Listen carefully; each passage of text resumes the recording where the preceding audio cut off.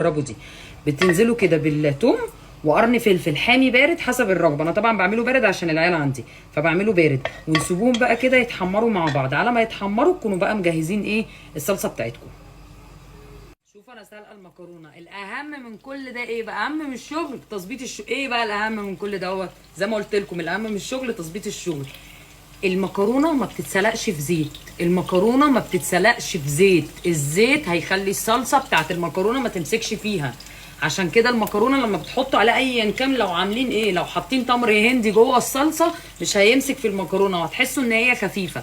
فعشان كده ما تسلقوهاش في زيت.